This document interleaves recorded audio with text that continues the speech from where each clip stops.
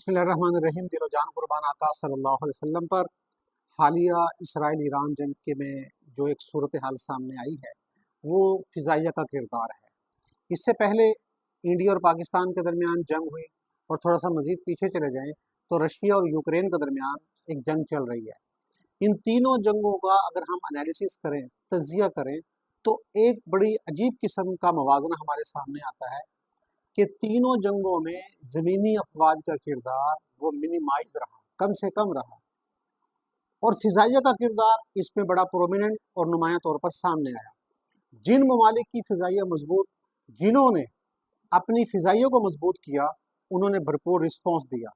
جیسے انڈیا نے پاکستان پہ اٹیک کیا تو ان ایکسپیکٹڈلی پاکستان کی فضائیہ نے بڑا بھرپور جواب دیا، اور ہمارا جو ایئر ڈیفنس سسٹم تھا اس نے انڈیا کو بڑا ریپڈلی جواب دیا، اور انڈیا کے بہت سے جہاز جو ہے وہ کریش کیے، جس کی وجہ سے جنگ کا نقشہ جو پلٹ گیا۔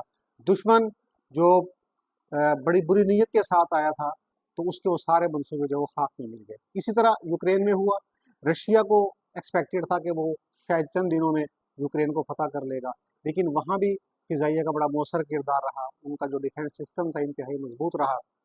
اور اب ایران اسرائیل جنگ کو ہم دیکھیں تو اسرائیل نے جو بڑے بھرپور اٹیک کیے تو اس کو توقع یہ تھی کہ ایران اس طرح جواب نہیں دے پائے گا، اسرائیل کا حملہ اتنا بھرپور ہوگا کہ اس کی کمر ٹوٹ جائے گی، اور شاید چند دنوں کے اندر ایران وہ مقابلے کی سکت نہ رکھ سکے۔ لیکن ایران نے دوسرے دن جو رسپانس دیا وہ بڑا شاندار تھا، جس کا اسرائیل کو بھی امید اور توقع نہیں تھی۔ اسرائیل کے وہ شہر جو سیف زون سمجھے جاتے تھے، ان شہروں میں میزائل اٹیک ہوئے، میزائلوں کے حملے ہوئے، جس کی وجہ سے اسرائیل کے اندر بخلاہٹ نظر آ رہی ہے۔ تو اب جنگوں کی صورتحال تبدیل ہو رہی ہے۔